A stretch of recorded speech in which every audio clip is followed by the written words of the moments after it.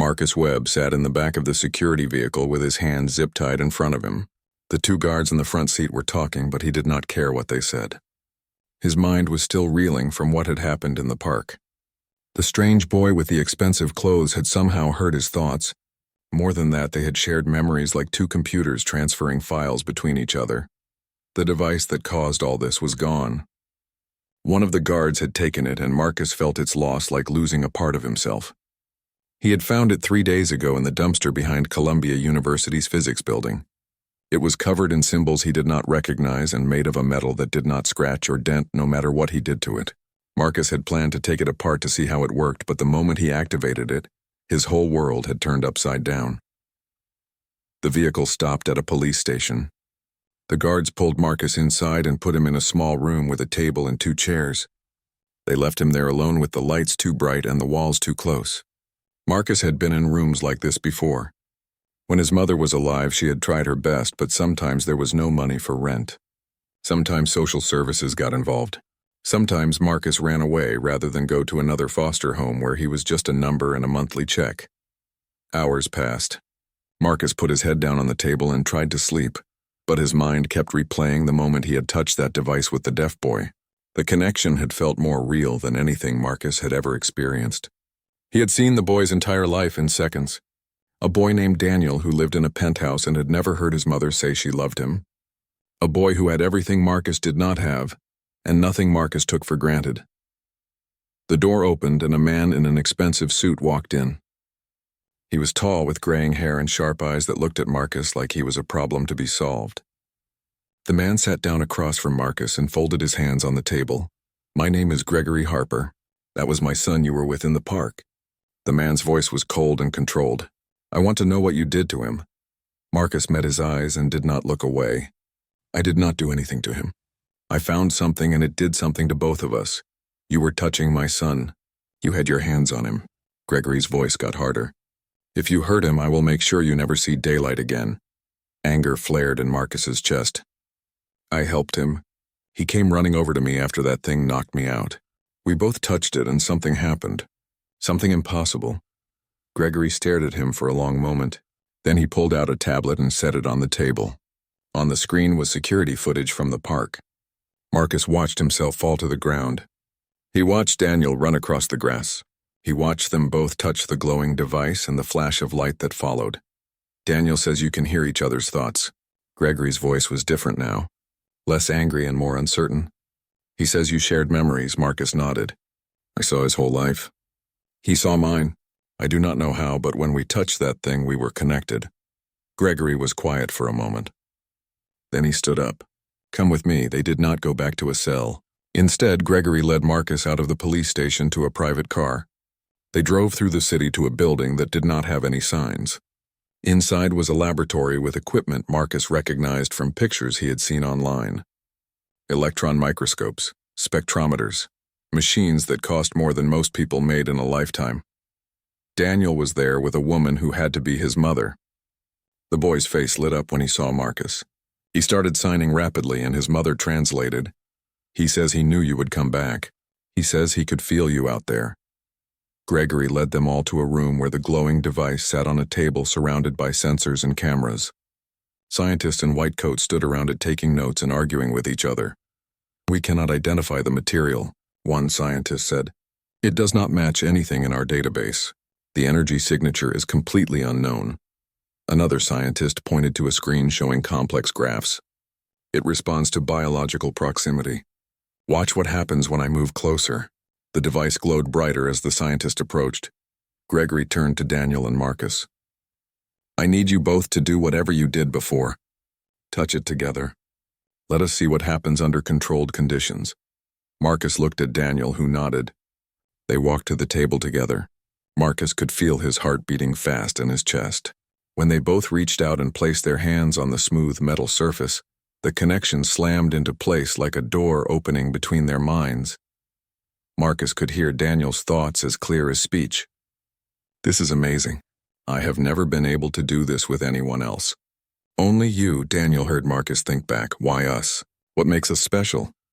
The device grew brighter and brighter until everyone in the room had to shield their eyes. Then something new happened.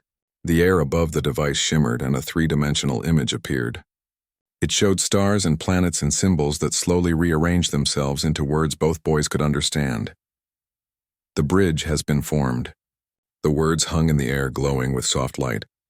Humanity's advocates have been chosen. More images followed. Vast ships moving between stars. Beings that were not human. A message that both boys understood not through their eyes or ears but directly in their minds. An intelligence that called itself the Collective had been watching Earth for thousands of years. The device was a test. A way to find humans capable of forming a perfect connection. 1 in a billion births might create 2 people who could link their minds so completely. Daniel and Marcus were those people. The message continued. In 3 months, representatives of the Collective would come to Earth. Humanity would be tested to see if it deserved to join the community of spacefaring civilizations. Daniel and Marcus would speak for their entire species. They would be humanity's bridge to the stars. When the message ended, both boys pulled their hands away. The device stopped glowing. The image disappeared. Everyone in the room stood in shocked silence. Gregory found his voice first. This is not possible. This has to be some kind of trick. But Daniel was signing frantically and his mother translated. He says it is real. He says he felt it in his mind. He says Marcus felt it too. Marcus nodded slowly. I saw things. Things I cannot explain. That device is not from Earth and something is coming here. Something that will change everything. One of the scientists started laughing, but it was not a happy sound. You're telling me that alien beings have been watching us and they sent this device to find 2 random children who can read each other's minds. Not random, Daniel's mother said, translating his signs. 1 child born into privilege who cannot hear. 1 child born into poverty who can fix anything. 2 boys from completely different worlds who somehow need each other. That does not sound random to me at all. Gregory ran his hand through his hair. If this is real, if any of this is real, then we have 3 months to prepare 2 children to speak for humanity. How do we even begin? Marcus thought about his mother who had died in a free clinic because they could not afford proper treatment. He thought about all the nights he had slept on cold streets. He thought about the device he had found in a dumpster that was now revealing itself to be a gift from beings who traveled between stars. We start by trusting each other, Marcus said. Daniel and I have something no one else has. We can understand each other perfectly. No lies, no misunderstandings. Maybe that is exactly what humanity needs. Daniel signed his agreement. Through their fading connection, Marcus felt the other boys' determination. They did not ask for this. Neither of them wanted to be special or chosen. But something had brought them together. Something had given a deaf rich boy and a homeless poor boy a connection that defied explanation. In 3 months, aliens would come to judge all of humanity. The fate of billions would rest on 2 boys who had met by chance in a park. 2 boys who had nothing in common except a device that glowed in the dark and a connection that let them hear each other when the rest of the world heard only silence. Gregory made a decision. Marcus, you will stay with us. We will prepare together, all of us. We have 90 days to get ready for something that should not be possible. Marcus looked at Daniel. Through their lingering bond, he felt the other boys' hope and fear. They were in this together now. 2 halves of something larger than themselves. A bridge between worlds that had not existed until yesterday. The impossible had become real and there was no going back. The city lights sparkled below the penthouse window like a million tiny stars brought down to earth. Daniel Harper pressed his small hand against the cold glass and watched the people moving on the streets 40 floors below. He could see their mouths opening and closing as they talked to each other. But he heard nothing because Daniel had never heard anything in his entire 10 years of life. The world existed for him in complete and absolute silence. His mother, Claire, walked into the room and touched his shoulder gently. Daniel turned and watched her lips form words he had learned to read. "Dinner is ready, sweetheart." He nodded and followed her to the dining room where his father Gregory was already seated at the long mahogany table. The table could seat 20 people, but tonight it was just the 3 of them like it was most nights. Gregory looked up from his tablet and signed to Daniel, asking about his day at school. Daniel signed back that it was fine, even though it had not been fine at all. The other kids had laughed when he gave his presentation because his voice sounded strange when he tried to speak aloud.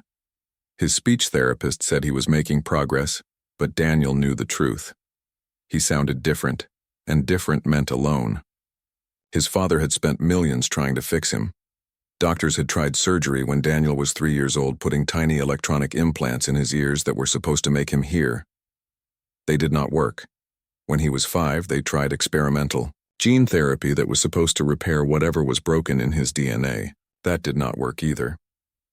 Last year they had flown to Switzerland, where scientists attached sensors directly to his brain, trying to bypass his ears completely. Daniel had spent 2 months in that hospital and came home still deaf. After dinner, Daniel returned to his room, which was bigger than most apartments in the city. He had every toy and game a boy could want, but most of them sat unused on shelves. What good was a music player when you could not hear music? What good were video games when you could not hear the sound effects? He spent most of his time reading books and watching the city below. Tonight, something caught his attention in the park across the street from their building. A boy not much older than Daniel was sitting on a bench pulling apart some kind of electronic device. The boy wore clothes that were too big for him and a jacket with holes in it, even though October nights in New York were getting cold. Daniel watched as the boy worked on the device using tools he pulled from a backpack that looked like it held everything the boy owned. The boy suddenly stood up, holding the device, which was now glowing with a strange blue light. He turned it over in his hands, looking confused and a little scared. Then the light grew brighter and brighter until it flashed like lightning. The boy fell backward onto the grass and did not move. Daniel did not think. He just ran. He ran out of his room and down the private elevator that required a special key. He ran through the lobby where the security guard called after him. He ran across the street, dodging cars, and through the park gates. His heart pounded in his chest as he ran toward the boy, who was still lying motionless on the grass. When Daniel reached him, the boy was starting to wake up. His eyes opened slowly, and he looked up at Daniel with confusion and fear. The strange device was still in his hand, giving off a faint glow. The boy sat up quickly and scrambled backward. "Who are you?" he said with his mouth. Daniel could not explain. He could not tell the boy that he was deaf and could not hear him. He started signing frantically, trying to make the boy understand, but the boy just looked more confused. Then something impossible happened. Something that would change everything. Daniel thought he knew about the world and about himself. The boy's voice appeared in Daniel's mind, not as sound but as pure thought. "Who are you and what happened to me?" Daniel gasped. He had never heard another person's thoughts before. He had never heard anything before. The boy stared at him with wide eyes. "How are you doing that?" the boy thought, and Daniel heard it. "How am I hearing your thoughts?" Both boys looked down at the glowing device. Without planning it, they both reached out and touched it at the same time. The moment their fingers met the metal surface, the world exploded in light and color and sensation. Daniel's mind filled with images that were not his own. He saw a small apartment with a woman who smiled warmly. He saw the woman getting sick and dying. He saw the boy, whose name was Marcus, living on streets and in shelters. He saw Marcus finding broken electronics in dumpsters and fixing them with incredible skill. He saw loneliness and hunger, but also hope and determination. At the same time, Marcus saw Daniel's life. He saw the silent world of a boy who had everything except the one thing he wanted most. He saw expensive hospitals and failed treatments. He saw a father who worked constantly, and a mother who tried to hide her sadness. He saw wealth that could not buy happiness and privilege that could not purchase belonging. When the vision stopped, both boys pulled their hands away, breathing hard. They stared at each other with new understanding. Marcus spoke aloud, but Daniel heard the words in his mind as clear as if they were his own thoughts.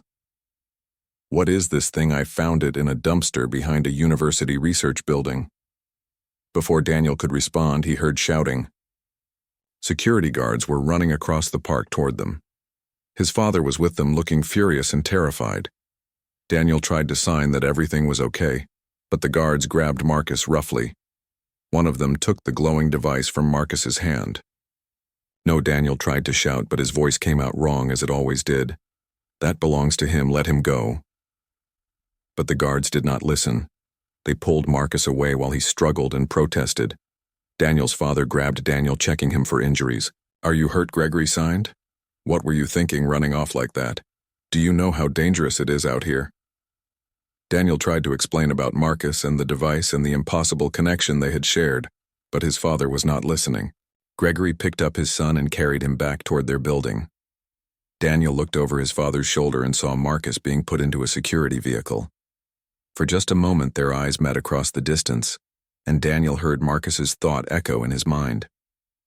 What just happened to us? Daniel did not have an answer, but he knew with absolute certainty that nothing would ever be the same again. Whatever that device was, it had done something impossible. It had given Daniel something no surgery or treatment or therapy had ever been able to give him.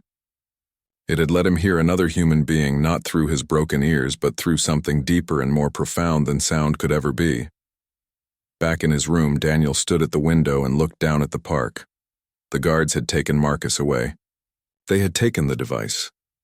But the connection still hummed faintly in the back of Daniel's mind like a string pulled tight between 2 points. He could not hear Marcus's thoughts anymore, but he could feel him out there somewhere in the city. Daniel pressed his hand against the glass and made himself a promise. He would find Marcus again. He would get that device back. And he would discover what impossible thing had happened in the park tonight. For the first time in his life, Harper had heard something, and he was not going to let that miracle slip away into silence. The first week was the hardest. Marcus moved into the Harper penthouse with nothing but his backpack and the clothes on his back. Claire took him shopping for new things, but Marcus felt uncomfortable every time she spent money on him. He had survived for 2 years by taking only what he needed, and now people were buying him designer jeans and expensive shoes like it meant nothing. Daniel tried to help Marcus adjust, but they came from such different worlds. Daniel had never made his own bed because staff did it for him. Marcus had never slept in a bed that had staff. Daniel threw away food he did not finish. Marcus had gone hungry too many nights to waste even a crumb. They argued about small things that revealed how differently they had grown up. But when they touched the device they called the bridge, everything else fell away. Connected through the quantum link, they understood each other perfectly. Daniel experienced hunger through Marcus's memories. Marcus experienced isolation through Daniel's. Their argument stopped because it was impossible to stay angry at someone whose pain you had felt as your own. The scientists working in Gregory's lab made discovery after discovery about the bridge. It generated energy from nothing which broke the laws of physics as humans understood them. It created a quantum entanglement between Daniel and Marcus's brainwaves, allowing thought transfer at speeds faster than light. Most importantly, it could not be duplicated. Every attempt to scan it or copy its structure failed. The bridge was unique, and it had chosen these 2 boys for reasons no one could explain. Government officials started arriving at Harper Tower, first from the United States, then from other countries. The secret could not be kept forever. Within 2 weeks, every major nation knew that alien contact was coming, and that 2 children would represent humanity. Some officials wanted to take control. They wanted to move Daniel and Marcus to secure facilities and train them according to military protocols. Gregory refused to let his son be taken. Claire stood beside him. They had already lost 10 years trying to fix Daniel. They would not lose him to bureaucrats and generals. A compromise was reached. Daniel and Marcus would stay with the Harper family, but they would receive training from the best experts the world could provide. Diplomats came to teach them about negotiation and cultural sensitivity. Scientists explained physics and biology. Philosophers discussed ethics and morality. Historians reviewed humanity's greatest achievements and worst failures. The boys absorbed it all, working 12 hours a day. Marcus struggled with formal education. He had taught himself from library books and online videos, but he had never finished elementary school. Complex math confused him. Historical dates blurred together. He felt stupid compared to Daniel, who had attended the best private schools money could buy. One night, Marcus broke down in tears, telling Daniel he could not do this. He was just a street kid. He did not belong here. Daniel took Marcus's hand, and together they touched the bridge. Through the connection, Daniel shared every moment of his own inadequacy. Every time he had failed to speak correctly. Every time other children had laughed at him. Every doctor who had looked at him with pity. Daniel had felt stupid his entire life for being unable to do something everyone else did naturally. They were both broken in different ways. That was why they fit together. After that, Marcus stopped comparing himself to Daniel. They learned to combine their strengths.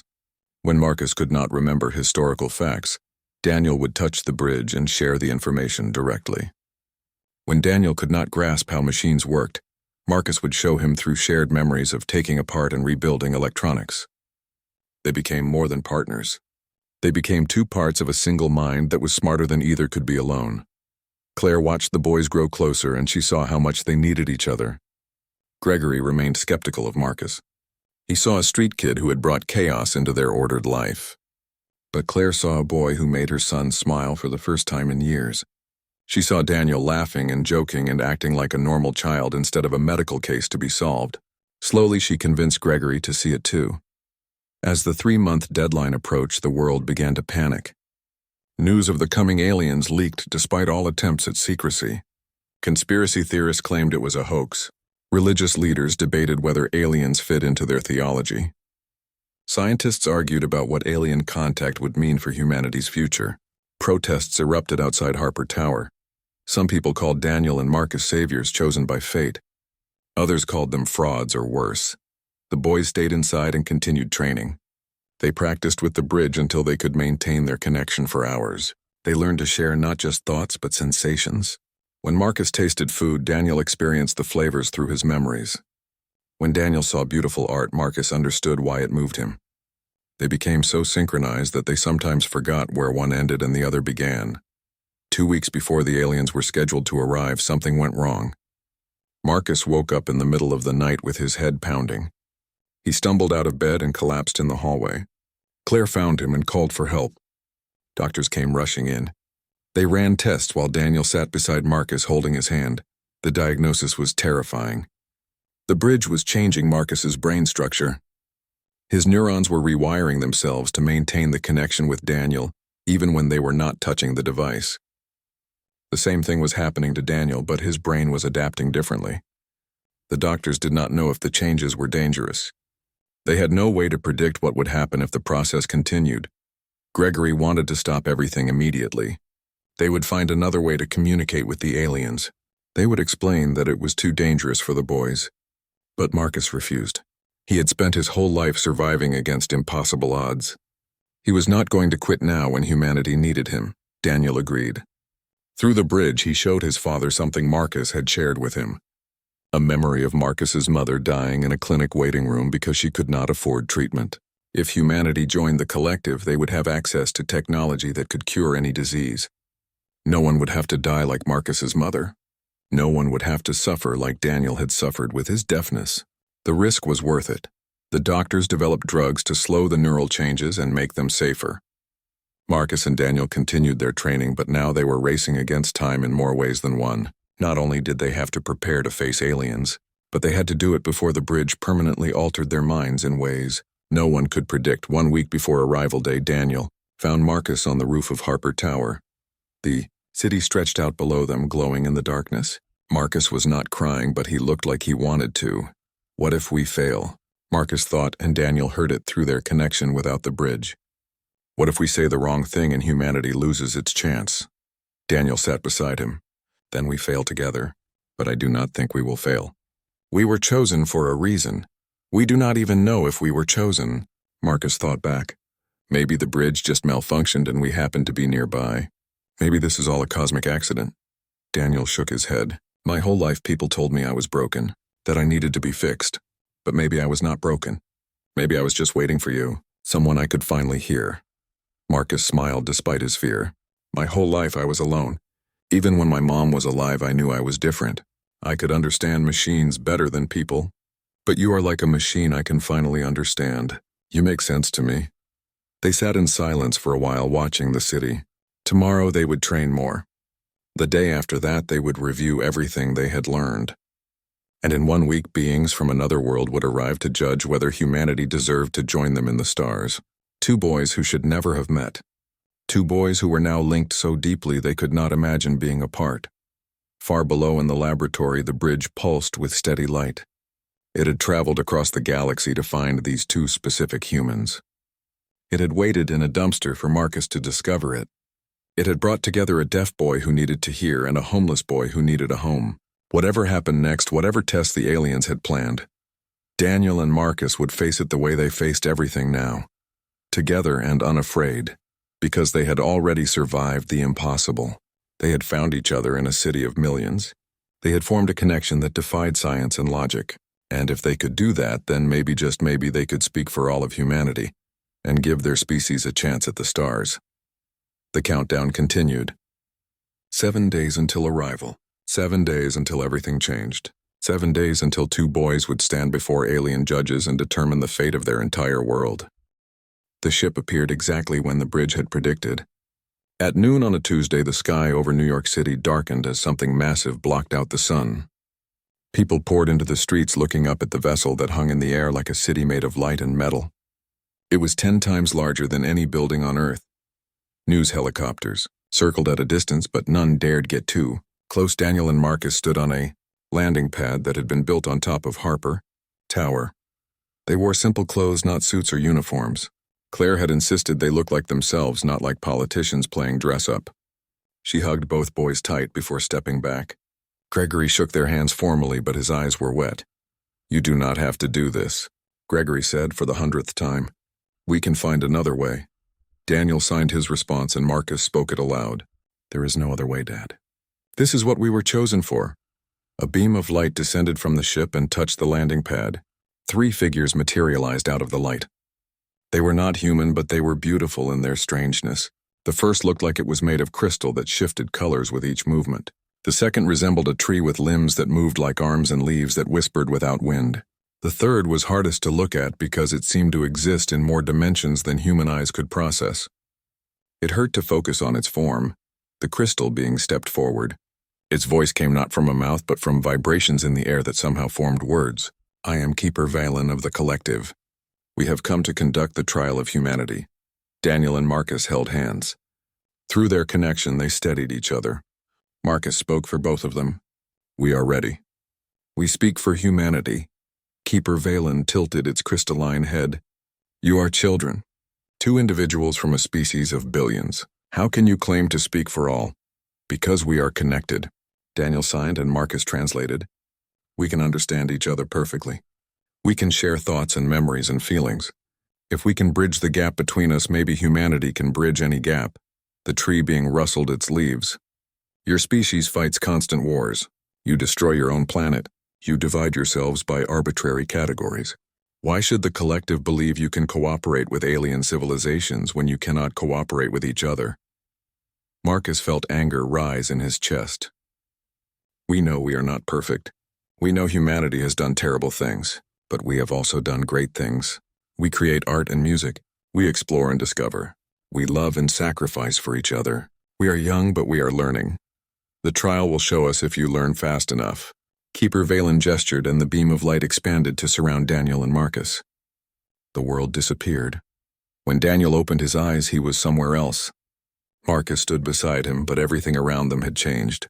They were in a vast white space that seemed to go on forever. In front of them stood 6 other people who looked just as confused as Daniel felt. A woman with Asian features spoke first in a language Daniel did not know. Marcus heard different words in a different language.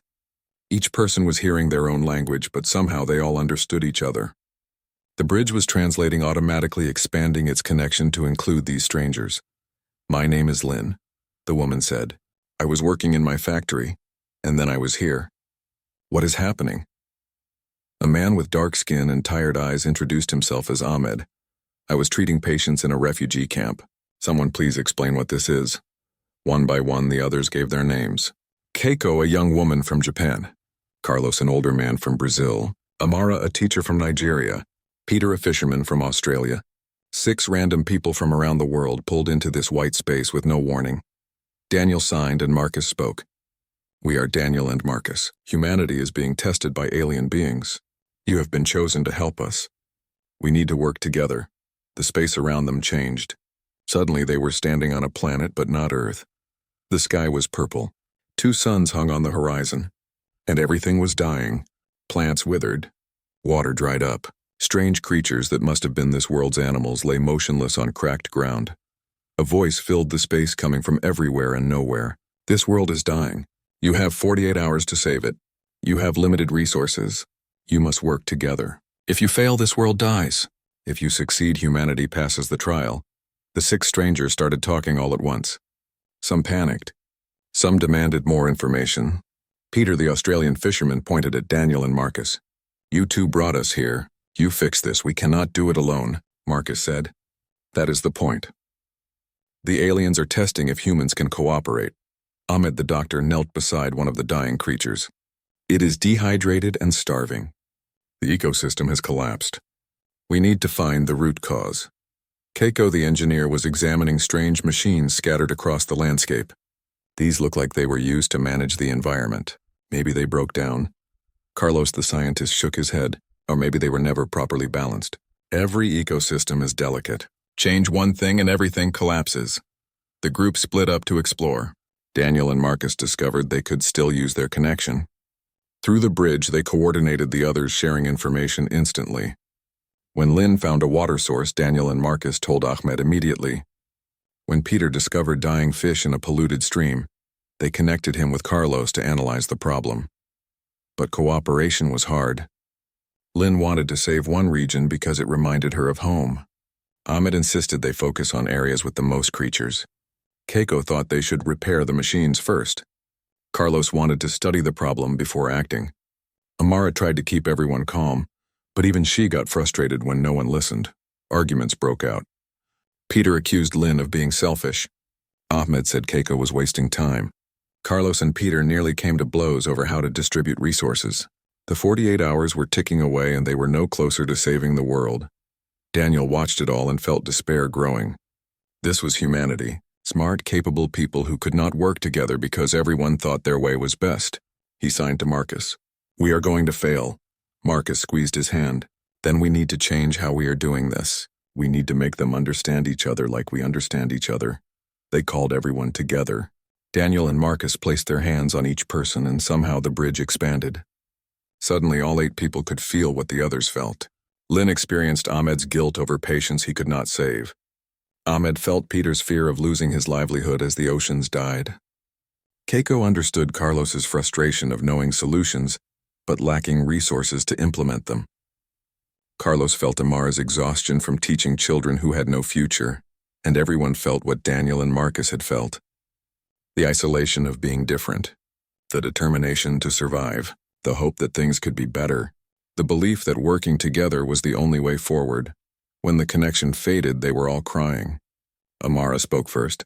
"I am sorry. I was so focused on my own perspective I did not see yours. We all were," Ahmed said. "But now we understand. We need to combine our strengths." They worked through the night. Lynn's practical experience with manufacturing helped them rebuild the machines. Keiko's engineering knowledge let them reprogram the systems. Ahmed's understanding of biological needs guided their priorities.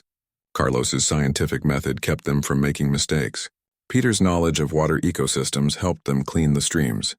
Amara's teaching skills helped them explain complex ideas to each other simply, and Daniel and Marcus connected them all, keeping information flowing between the group. With 6 hours left, the planet began to recover. Water ran clear. Plants straightened and grew green. Creatures stirred and began to move. By the time the 48 hours ended, the world was healing. It would take time to fully recover, but the ecosystem was balanced again. They had succeeded. The white space returned.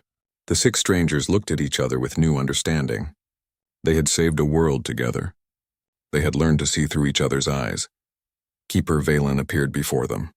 "You have passed the trial. Barely. You succeeded not through individual brilliance, but through learning to cooperate. This is what we needed to see." The 6 strangers faded away, returned to their normal lives with memories of something impossible. Daniel and Marcus stood alone facing the crystal being. "Humanity will be granted provisional membership in the collective," Valen said. "You will have access to our technology and knowledge, but you will be watched. If humanity proves it can maintain cooperation, you will become full members.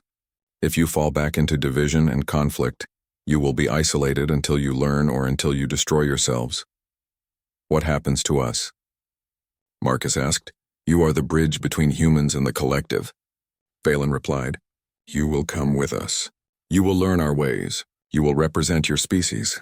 Daniel felt his heart sink. Leave Earth, leave his parents, leave everything he knew. But through the bridge he felt Marcus's resolve. They had been chosen for this. They could not refuse now. Together they stepped forward into the light, accepting their role as humanity's bridge to the stars. The light faded and Daniel found himself standing in a room that should not exist. The walls were transparent, showing stars moving past at impossible speeds. They were on the alien ship traveling away from Earth. Marcus stood beside him, breathing hard like he had been running. Through their connection, Daniel felt his friend's panic. "We just left Earth," Marcus thought. "We just left everyone." Before Daniel could respond, Keeper Valen materialized in the room. The crystalline being's color shifted to soothing blues and greens. "You are not prisoners. You may return to Earth whenever you wish, but we believe you will want to see what awaits humanity among the stars." Another being entered the room. This one was smaller than the others, almost human in size, but definitely not human. Its skin shimmered silver and its eyes were too large and too dark. It moved with fluid grace that reminded Marcus of water flowing. "This is Navigator Shaw," Valen said. "Shaw will be your guide and teacher. Shaw has mentored many young advocates from many species. You are in capable hands, Keeper." Valen disappeared, leaving the boys alone with Navigator Shaw. The silver being looked at them with those impossibly dark eyes, and when it spoke, its voice was gentle, like wind through grass. "I know you are scared. This is natural. Every species that joins the collective goes through this moment of fear and wonder. But you are not alone. I am here to help you learn." Daniel signed a question and Marcus spoke it. "How long will we be gone? As long as you need. Days or years. Time works differently when traveling between stars. You may find that when you return to Earth, only moments have passed or many years. The choice will be yours." That thought terrified Marcus. He had just found a home with the Harper family. He had just started to feel like he belonged somewhere. Now he was being told he might lose years while Earth moved on without him. What if when he returned, Claire and Gregory were old or gone? What if Daniel's sister, who was away at college, came home and did not recognize them? What if the world changed so much they did not fit anymore? Daniel felt all of Marcus's fear through the bridge. He took his friend's hand and squeezed it tight. "Whatever happens, we face it together. We always have." Navigator Shaw watched them with something that might have been approval. "You two have a rare gift. In all my centuries of mentoring, I have seen only a handful of bonds as strong as yours. This is why humanity has hope. You prove that connection is possible even between very different individuals." The being gestured and the transparent walls changed. Now they showed not stars but images. Daniel and Marcus saw cities on alien worlds where beings of every shape and size lived together. They saw ships that traveled through folded space. They saw gardens that floated in orbit around dying suns. They saw wonders that made Earth's greatest achievements look small. "The collective is old," Shaw explained. "Thousands of species across millions of worlds.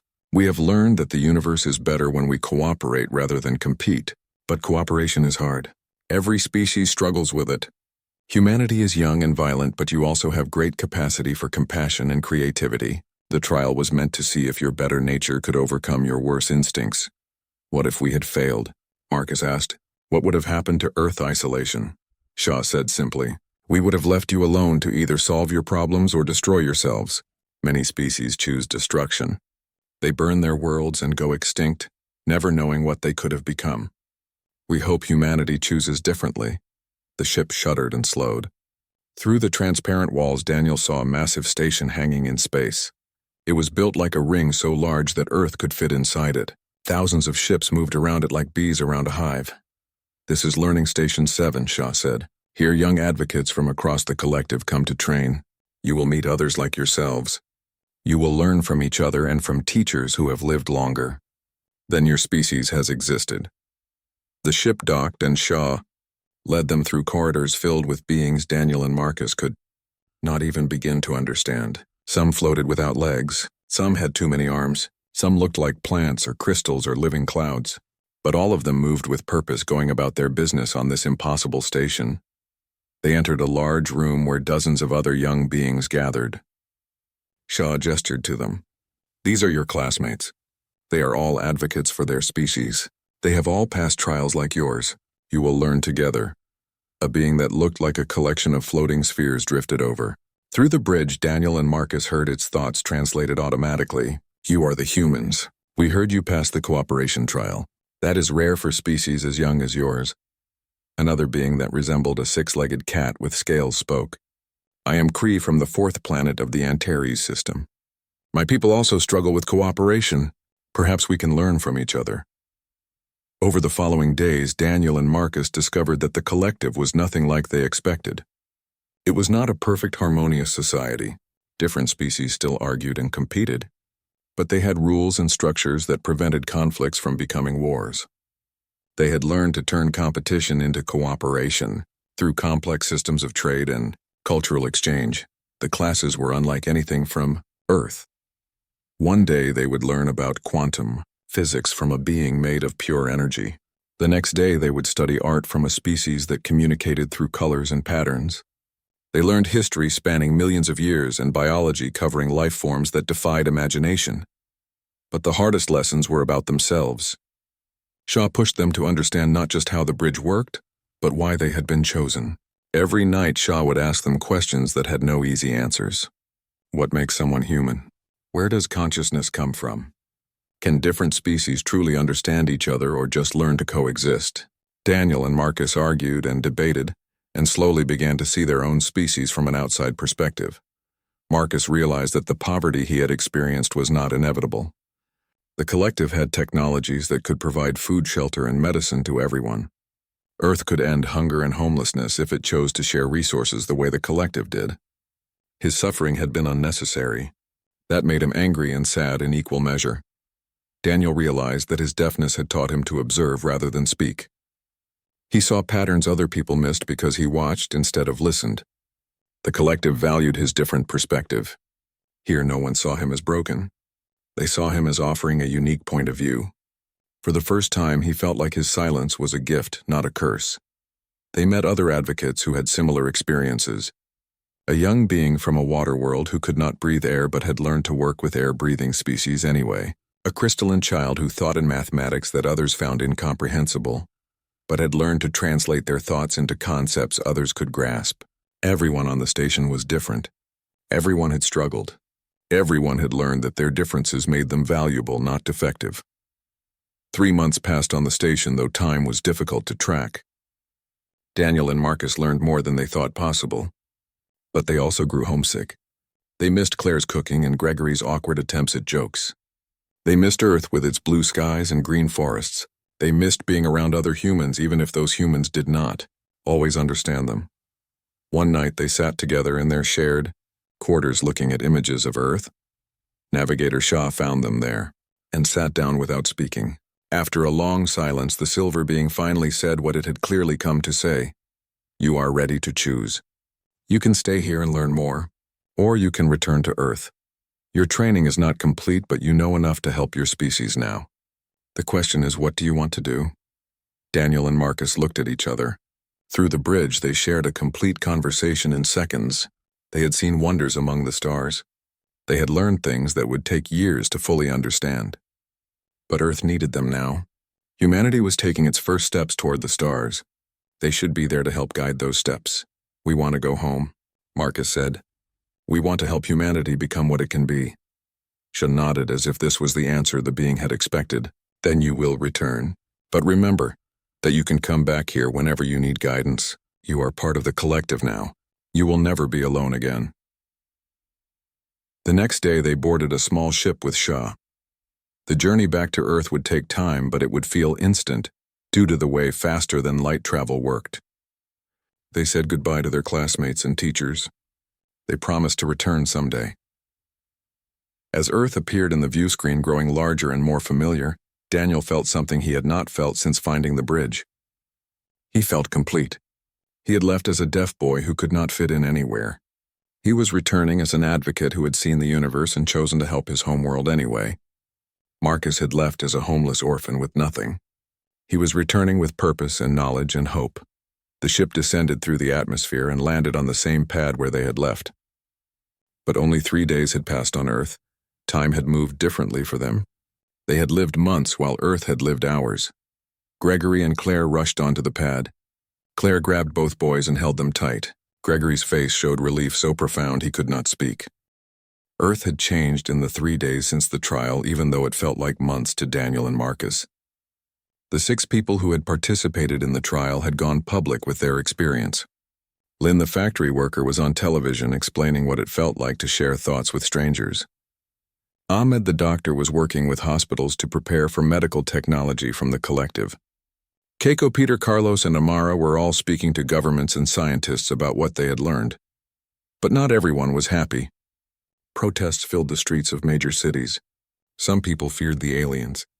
They claimed the collective was trying to control humanity. Others were angry that children had been chosen to speak for everyone. They demanded new trials with elected representatives. Religious groups debated whether alien contact proved or disproved their beliefs. The world was dividing into those who welcomed the stars and those who wanted to stay isolated. Daniel and Marcus stood in Gregory's office watching news coverage of riots in London. Someone had bombed a building where scientists were studying collective technology. 3 people had died. Marcus felt sick watching the footage. They had passed the trial. They had proven humanity could cooperate. Why were people still fighting? Gregory turned off the screen. The world is scared. Change is frightening, especially when it happens this fast. 6 months ago, aliens were science fiction. Now they are real and offering us technology that will transform everything. People need time to adjust. We do not have time. Daniel signed and Marcus translated. The collective said we have 50 years to prove we can maintain peace. If we spend those years fighting each other, we will fail. Claire brought them lunch and insisted they eat. You two cannot save the world on empty stomachs. Take a break from the news. It will still be terrible in an hour. They ate in silence, but the meal was interrupted by a call. Gregory answered and his face went pale. He gestured for the boys to follow him. They took a private elevator down to the laboratory where scientists were gathered around the bridge. The device was glowing brighter than Daniel had ever seen it, and it was making a sound Marcus could hear even without touching it. A low hum that made his teeth ache. What is happening? Gregory demanded.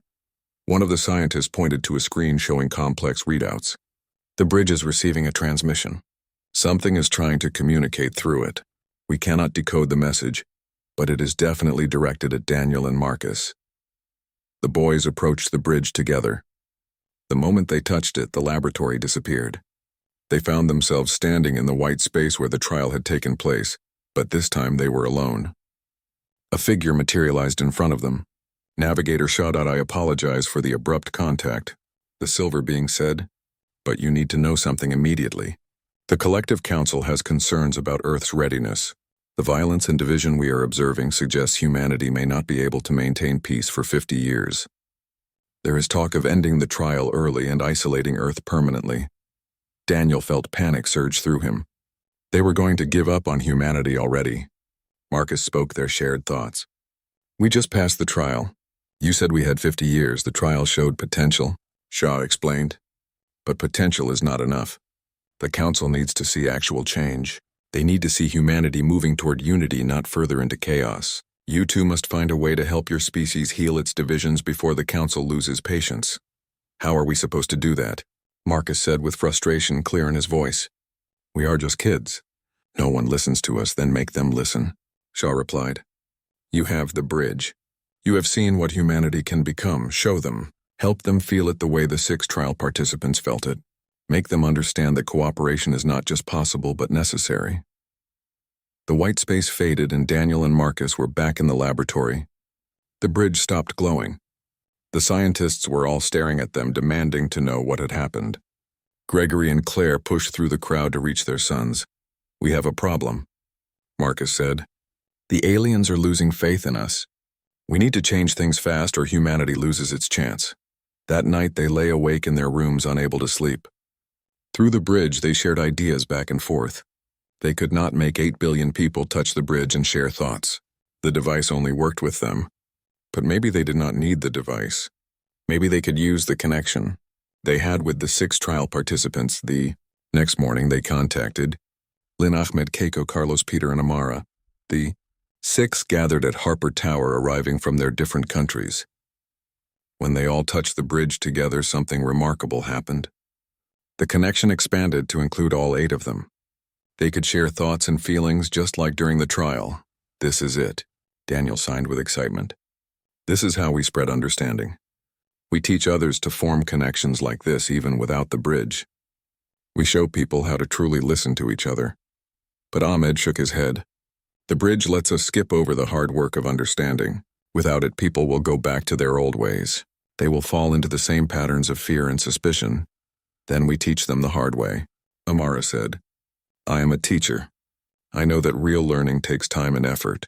We cannot force people to understand each other, but we can guide them. They formed a plan. Each of them would start programs in their own countries focused on building understanding across divisions. Lin would work with labor groups in China to bridge gaps between workers and management. Ahmed would bring together refugees and citizens in camps to share their stories. Keiko would create technology that helped people communicate across language barriers. Carlos would work on environmental projects that required international cooperation. Peter would organize fishing communities from different nations to manage shared ocean resources. Amara would develop school programs teaching children to value different perspectives. And Daniel and Marcus would travel the world supporting all these efforts. They would use their story to inspire others. A deaf rich boy and a homeless poor boy who learned to understand each other perfectly. If they could bridge their differences, anyone could. The work was exhausting. They spent 18 hours a day meeting with leaders and speaking to groups and demonstrating the bridge to scientists who hoped to understand how it worked. Marcus spoke for both of them most of the time, but Daniel's signing became famous. Videos of him communicating spread across social media. People were moved by watching a boy who had never heard a sound using his hands to tell humanity it needed to listen better. Slowly, things began to change. Lin's labor programs reduced strikes in Chinese factories by helping workers and managers understand each other's pressures. Ahmed's refugee programs decreased tensions in camps and led to better integration policies. Keiko's translation technology broke down language barriers in schools and businesses. Carlos's environmental projects showed that countries could work together when they saw shared problems. Peter's fishing communities stopped overfishing by coordinating their efforts. And Amara's school programs created a generation of children who valued cooperation over competition. But progress was slow, and the opposition was fierce. A group calling themselves Humanity First started organizing against the collective. They claimed aliens were corrupting human culture. They attacked buildings where collective technology was being studied. They threatened anyone who worked with Daniel and Marcus. One night, Marcus was giving a speech in Berlin when someone in the crowd pulled out a gun. Security tackled the person before they could shoot, but the message was clear. Not everyone wanted humanity to change. Some people would rather see Earth stay isolated or even destroy itself than accept help from aliens. Daniel found Marcus afterward sitting alone and shaking. Through the bridge, he felt his friend's fear. They had faced dying worlds and alien judges, but nothing prepared them for hatred from their own species. Marcus looked up with tears in his eyes. What if we cannot do this? What if humanity is too broken to fix? What if those people are right and we should stay isolated? Daniel sat beside him and took his hand. He signed slowly so Marcus could focus on the movements. My whole life people tried to fix me. They put machines in my ears and drugs in my blood. They thought I was broken because I could not hear. But I was not broken. I was just different. Humanity is the same. We are not broken. We are just young and scared and learning. We will make mistakes, but that does not mean we should give up. Marcus nodded slowly. Through the bridge, Daniel felt his friend's resolve returning. They had come too far to quit now. They had seen what humanity could become. They just needed to help others see it too. The months passed and their efforts continued. More people joined their programs.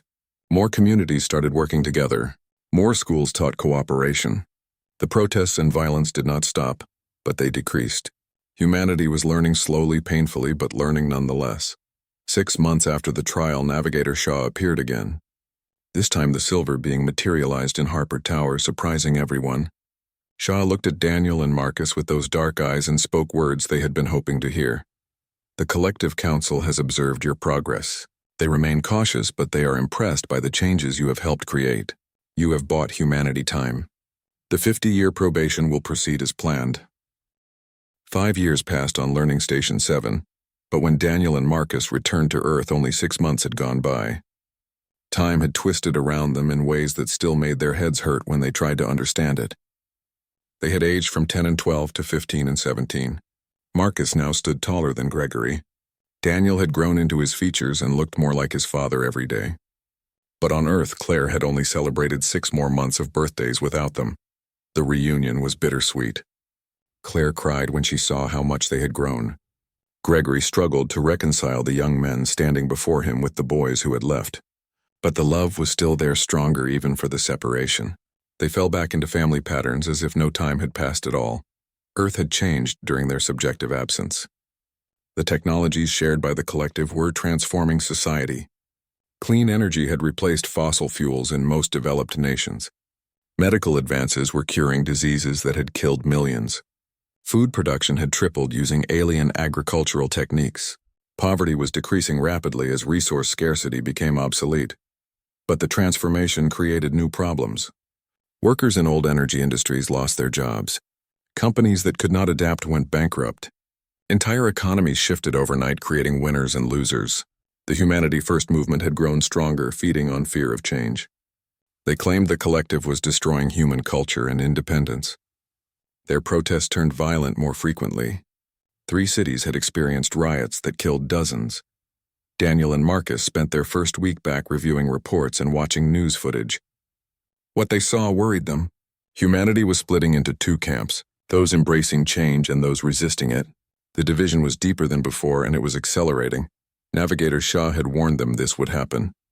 Change always creates conflict, especially rapid change. Humanity needed to find a way to bring both camps together before the collective council decided the experiment had failed. They reconnected with Lynn, Ahmed, Keiko, Carlos, Peter, and Amara. The 6 had continued their work building bridges between communities. Their programs had helped millions of people find common ground, but millions more remained skeptical or openly hostile. "We need something bigger," Keiko said during their meeting. "We need an event or project that requires everyone to work together, something that shows beyond doubt that cooperation benefits everyone." Carlos suggested an environmental project. "We could restore the Amazon rainforest or clean the ocean gyres, something visible that improves life for all humans." But Ahmed shook his head. "Environmental projects are political. Half the world will support it and half will call it government overreach. We need something non-political." Peter laughed bitterly. "Nothing is non-political anymore. Everything divides people these days." They sat in frustrated silence until Daniel signed something. Marcus translated, "What if we go to space? What if we build something together out there? A space station or colony that represents all of humanity, not just one nation or group." The idea was ambitious, maybe impossible. But as they discussed it, the vision took shape. They would propose a joint human station in orbit. Not a government project, but a civilian effort funded by volunteers from every nation. Scientists and engineers and ordinary people from all backgrounds working together to build something that belonged to everyone. They presented the idea to the United Nations. The response was mixed. Some delegates loved it. Others called it naive. But the media picked up the story, and suddenly people around the world were talking about it. The idea of ordinary humans building a space station together captured imagination in a way government programs never had. Funding came from unexpected places. Billionaires donated fortunes. Middle-class families sent small contributions. Even poor communities collected money to support the project. Within 3 months, they had enough to begin construction. The collective offered technical assistance but insisted humans do the actual work. This needed to be humanity's achievement, not something handed to them. Daniel and Marcus traveled the world recruiting workers for the station. They needed people with skills, but also people who represented humanity's diversity. They wanted men and women, old and young, from every continent and culture. The crew would live together in space for 2 years, building the station and learning to function as a unified community. Marcus found himself particularly drawn to recruiting young people like himself who had come from difficult backgrounds. He visited homeless shelters and refugee camps looking for kids with potential who just needed a chance. He saw himself in their eyes, and he wanted to give them what the bridge had given him: a purpose and a family. Daniel focused on recruiting people who society often overlooked. He visited schools for deaf and blind students. He met with disability advocacy groups. He wanted the crew to include people who experienced the world differently. His own deafness had taught him that different perspectives were valuable, not limiting. The crew came together slowly. 200 people from 80 nations, engineers and doctors, artists and philosophers, young and old, rich and poor. Some had volunteered for adventure. Others came because they believed in the dream of united humanity. All of them were willing to risk their lives to build something greater than themselves. Training took another 6 months. The crew learned to work in zero gravity. They studied station systems and emergency protocols. But most importantly, they learned about each other. They shared meals and stories. They argued and laughed and formed bonds that crossed all the divisions that separated humanity on the ground. Launch day arrived on a clear morning. Shuttles provided by the collective carried the crew to orbit in groups. Daniel and Marcus went up with the final group. As the shuttle broke through the atmosphere and Earth fell away below them, Marcus felt something shift in his chest. They had seen Earth from space before, but this time felt different. This time they were not leaving home. They were expanding it. The station construction took 2 years of brutal work. Nothing in space was easy. Simple tasks became complex when you were floating. Equipment broke in ways no one predicted. 3 crew members died in accidents despite all precautions. Each death hit the crew hard and there were calls to abandon the project. But the survivors voted to continue. They would finish what their friends had started. Daniel and Marcus lived on the station with the crew. They worked 12-hour shifts like everyone else. They ate the same food and slept in the same cramped quarters. Through it all, they used their connection to help mediate disputes and build consensus. When cultural misunderstandings threatened to divide the crew, Daniel and Marcus would bring people together and help them see past their differences. Slowly, the station took shape. Modules connected to form a ring. Solar panels unfurled like flowers. Gardens grew in hydroponic bays providing fresh food. A common area emerged where crew members gathered to relax and talk. It was beautiful in its simplicity. A place built by human hands proving humans could accomplish anything when they worked together. News of the project captivated Earth. Cameras on the station broadcast construction progress live. People around the world watched ordinary humans building an extraordinary thing. Support for the project grew even among those who had opposed the collective. It was hard to hate cooperation when you watched 200 people from different nations building a space station together. The Humanity First movement lost momentum. Some members admitted they had been wrong. Others just stopped protesting. It was difficult to argue against unity when the station hung in the sky, visible proof that humans could cooperate. 2 years after launch, the station was complete.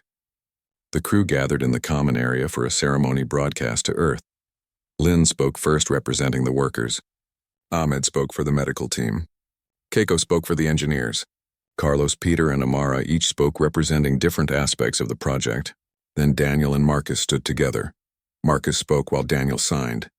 We did not build this station to prove anything to the collective. We built it to prove something to ourselves. We are capable of greatness when we choose cooperation over division. This station is not the end of our journey. It is the beginning. Daniel's signs were translated into dozens of languages and broadcast worldwide. Every human who wanted to watch could see a deaf boy who had never heard speaking through movement. Every human could see a homeless boy who had nothing standing among the stars. And every human could see what they had accomplished together. The collective council sent a message delivered by Navigator Shot: humanity had passed its second trial.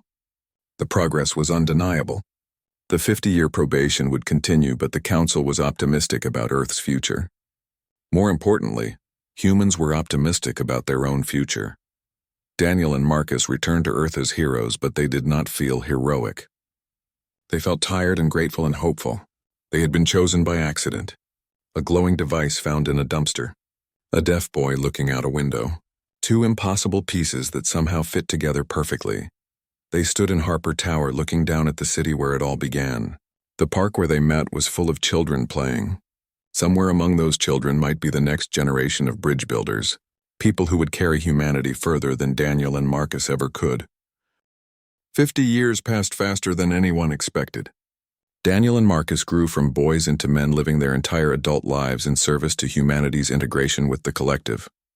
They traveled to dozens of worlds learning from alien species and teaching them about Earth. They returned home regularly to guide humanity through challenges that threatened to derail progress.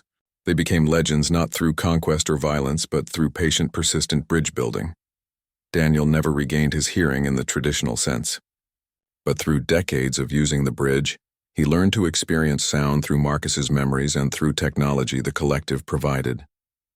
More importantly, he stopped seeing his deafness as something missing. It was simply part of who he was.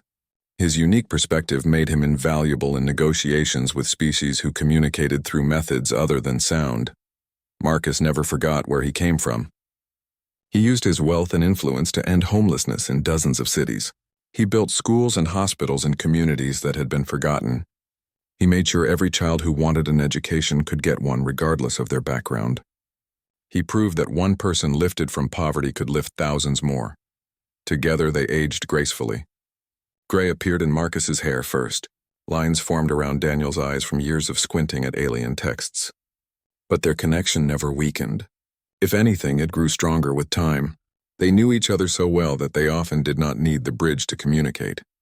A look or gesture was enough to share entire conversations. The 50-year probation ended on a spring morning. The collective council called a gathering on Learning Station 7. Daniel and Marcus, now 60 and 62, made one final journey to the station where they had trained as boys. Navigator Shaw was there looking exactly the same as the day they met. Time affected the silver being differently, if at all. Other advocates from other species had gathered as well. Some Daniel and Marcus had trained with decades ago. Others were newcomers starting their own journeys. Keeper Valen materialized in the center of the vast chamber. The crystalline being's colors shifted to gold and white. We are here to render judgment on humanity. Valen's voice resonated through the chamber. 50 years ago, we gave Earth a chance to prove it could maintain peace and cooperation. The time has come to evaluate whether humanity has met our standards. Daniel felt his heart beating fast. Half a century of work came down to this moment. Through the bridge, he felt Marcus's anxiety matching his own. They had given everything to this. If the council decided humanity had failed, they did not know what they would do. The council has reviewed Earth's progress. Valen continued. We have observed your wars and peace, your conflicts and resolutions, your failures and successes. We have seen humanity at its worst and its best. And we have reached a decision. The chamber fell silent.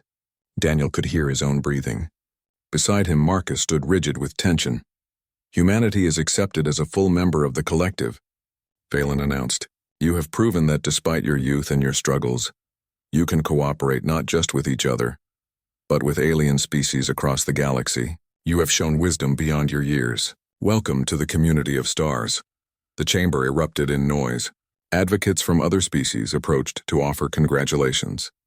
Daniel and Marcus stood frozen, trying to process what they had just heard. 50 years of effort had succeeded. Humanity had earned its place among the stars.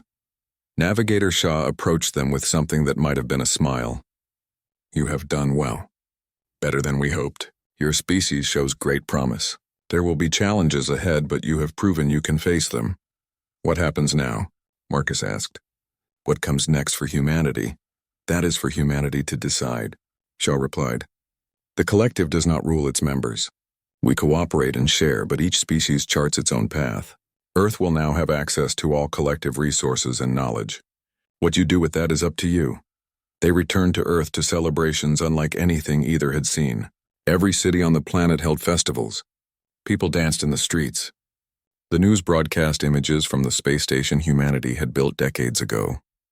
It had grown into a thriving city in orbit, home to thousands of people from every nation. More stations were under construction around the Moon and Mars. Humanity was expanding into the solar system with confidence and purpose. But Daniel and Marcus did not join the celebrations. They returned to Harper Tower, to the penthouse where it all began. Claire had died 5 years earlier. Gregory had followed her 2 years later. The penthouse felt empty without them, but it was still home. They stood at the window where Daniel had watched Marcus collapse in the park 60 years ago. The park was still there, though the city around it had changed beyond recognition. Buildings reached higher into the sky. Air cars moved between them on invisible roads. Technology from the collective had transformed everything. Marcus looked at his oldest friend. We are getting old, Daniel signed back. We have lived a good life, Marcus nodded. I think about that night sometimes. When I found the bridge in the dumpster. If I had walked past it, or if you had not looked out your window that exact moment, none of this would have happened. Daniel signed his response carefully. I used to think it was chance, random coincidence, but I do not believe that anymore. I think we were meant to find each other. The universe needed a bridge, and it created us to be that bridge. They stood in comfortable silence, watching the city. Below them, life continued. People went about their daily routines, not thinking about the two old men who had changed everything. That was fine. Daniel and Marcus had never wanted fame. They had just wanted to help. The bridge still sat in its case in the laboratory. It no longer glowed as brightly as it once had. Scientists had spent decades studying it and still did not fully understand how it worked. But it had done its job. It had connected two boys who needed each other, and in doing so connected humanity to the stars. Daniel thought about his childhood spent in silence. He thought about the surgeries and treatments that failed. He thought about feeling broken and wrong and alone. If someone had offered to cure his deafness back then, he would have taken it without hesitation. But now looking back, he would not change anything. His deafness had made him who he was.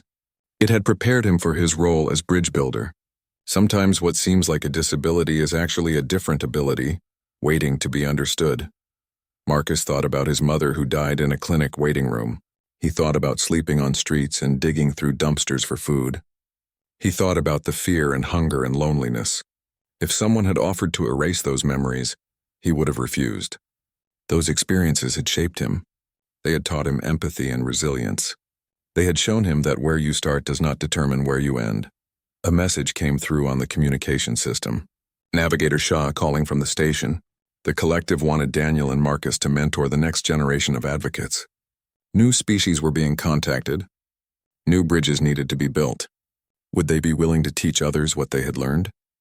Daniel and Marcus looked at each other. Through decades of connection, they shared the same thought. Their work was not done. It would never be done.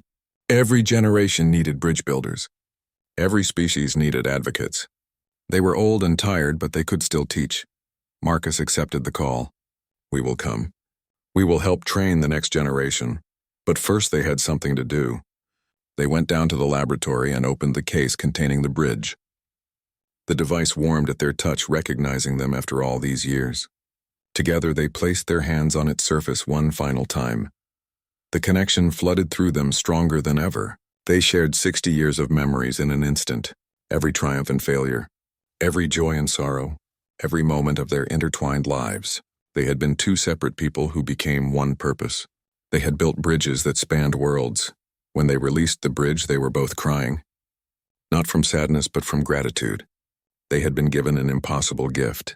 A connection so deep that neither was ever truly alone. A friendship that transcended normal human bonds. A love that was not romantic or familial, but something beyond category. They were brothers in every way that mattered. The next day, they boarded a shuttle to the station.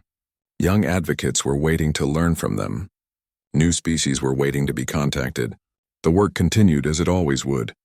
But they went together as they had done everything for 60 years. Earth grew small below them, but it would always be home. A blue marble in the black of space where two boys had met by chance and changed the course of history. Where a deaf child learned to hear, and a homeless child found a home. Where humanity took its first steps toward the stars. Daniel signed to Marcus one last thought. Thank you for being my voice when I had none. Marcus signed back, having learned Daniel's language decades ago. Thank you for teaching me to listen when I thought I knew everything. They traveled into the dark together, two old men who had once been two lost boys. The bridge builders. The advocates. The proof that humanity was worth saving. Their story would be told for generations as an example of what was possible when people chose connection over division. But they never thought of themselves as heroes. They were just two friends who had found each other when they both needed finding.